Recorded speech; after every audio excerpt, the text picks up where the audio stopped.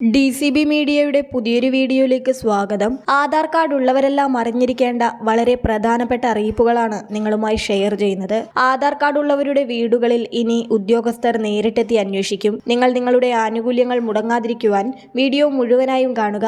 Channel subscribe ചെയ്യാത്തവരുണ്ടെങ്കിൽ subscribe ചെയ്യുക. Video like ചെയ്ത് സപ്പോർട്ട് തരിക. ഫേസ്ബുക്കിൽ കാണുന്നവരാണെങ്കിൽ പേജ് ഫോളോ കൂടി ചെയ്യുക. ആദ്യത്തെ അറിയിപ്പ്, 18 വയസ്സ് പൂർത്തിയായവർക്ക് ആധാർ കാർഡ് നൽകുന്നതിന് മുൻപ് ഉദ്യോഗസ്ഥർ നേരിട്ടെത്തി അന്വേഷിച്ച് ബോധ്യപ്പെടണമെന്ന് നിർദ്ദേശം എത്തിയിരിക്കുകയാണ്.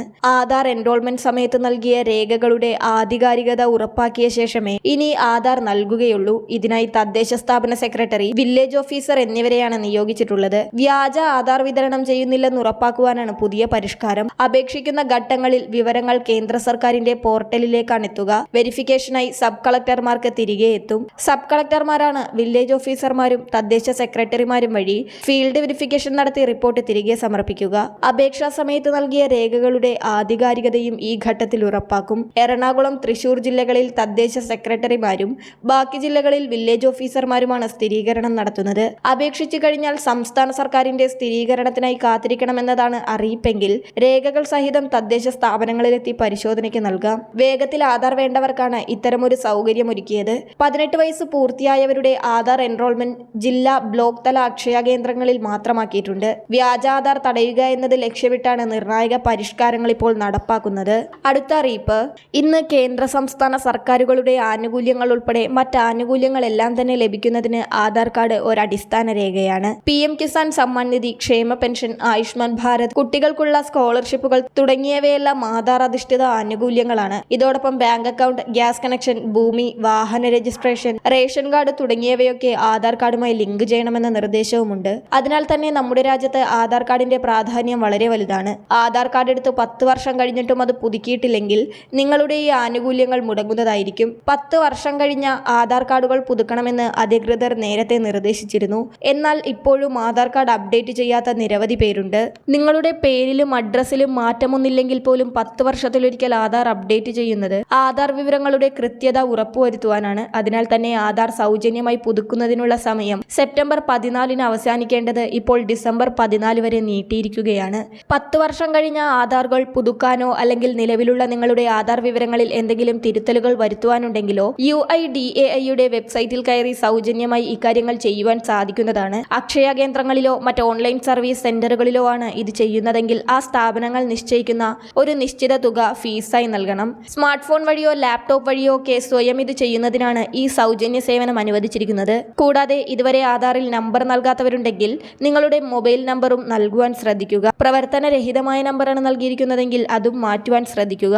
ഇപ്പോൾ പല കാര്യങ്ങൾക്കും ആധാർ അധിഷ്ഠിത ഫേസ് ഒതന്റിഫിക്കേഷൻ വേണ്ടി വരുന്നുണ്ട്. അതിനാൽ 10 വർഷത്തിലൊരിക്കൽ ആധാറിലെ ഫോട്ടോയും അപ്ഡേറ്റ് ചെയ്യുവാൻ ശ്രദ്ധിക്കുക. നിങ്ങളുടെ ഇപ്പോഴത്തെ മുഖവുമായി ഏറ്റവും കൃത്യമായ ഫോട്ടോയാണ് ആധാറിൽ ഉള്ളതെങ്കിൽ സുഗമമായി ഫേസ് ഒതന്റിഫിക്കേഷൻ പൂർത്തിയാക്കാം. ഗ്യാസ് മസ്റ്ററിംഗ് പോലുള്ളവ ഈ ഫേസ് ഒതന്റിഫിക്കേഷനിലൂടെ സുഗമമായി പൂർത്തിയാക്കാം. ആയുഷ്മാൻ ഭാരത് പദ്ധതി പ്രകാരം ഇപ്പോൾ 70 വയസ്സിന് മുകളിൽ പ്രായമുള്ളവർക്ക് 5 ലക്ഷം രൂപയുടെ സൗജന്യ ഇൻഷുറൻസ് പ്രഖ്യാപിച്ചിരിക്കുന്നതിനാൽ മുതിർന്നവരുടെ ആധാർ പുതുക്കുവാനും നിങ്ങൾ ശ്രദ്ധിക്കുക. മൊബൈൽ നമ്പറും ഇതിൽ ചേർക്കണം. ഒരു മൊബൈൽ നമ്പർ ഒരു വീട്ടിലെ ഒന്നിൽ കൂടുതൽ അംഗങ്ങളുടെ ആധാറിൽ ചേർക്കുവാൻ സാധിക്കും. ആയുഷ്മാൻ ഭാരതിന്റെ ആനുകൂല്യം ലഭിക്കുവാൻ നിങ്ങൾ നൽകിയിരിക്കുന്ന മൊബൈൽ നമ്പറിൽ OTP വരണം.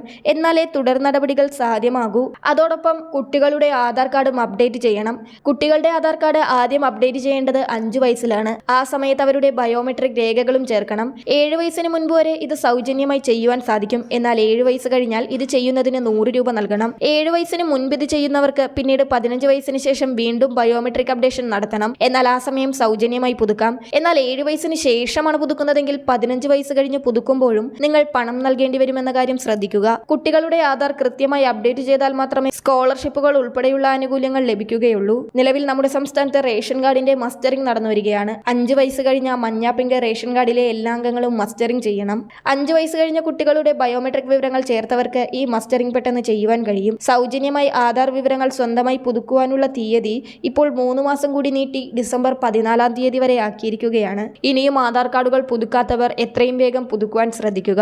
ആധാറുമായി ബന്ധപ്പെട്ട മറ്റൊരു പ്രധാന അറിയിപ്പ്, ആധാർ നമ്പറിനു പകരം ആധാർ എൻറോൾമെന്റ് ID നൽകാൻ അനുവദിക്കുന്ന വ്യവസ്ഥ നിർത്തലാക്കാൻ 2024 കേന്ദ്ര ബജറ്റ് നിർദ്ദേശിച്ചിട്ടുണ്ട്. പാൻ ദുരുപയോഗം, ഡ്യൂപ്ലിക്കേഷൻ എന്നിങ്ങനെയുള്ള പ്രശ്നങ്ങൾ പരിഹരിക്കാൻ ഈ തീരുമാനം സഹായിക്കും. 2024 ഒക്ടോബർ 1 മുതൽ പാൻ അലോട്ട്മെന്റിനുള്ള അപേക്ഷാ ഫോമിലും ആദായനികുതി റിട്ടേണുകളിലും വ്യക്തികൾക്ക് അവരുടെ ആധാർ എൻറോൾമെന്റ് ID നൽകാൻ കഴിയില്ല. വളരെ പ്രധാനപ്പെട്ട ഇൻഫർമേഷൻ നിങ്ങൾ മറ്റുള്ളവർക്ക് കൂടി ഷെയർ ചെയ്യുക.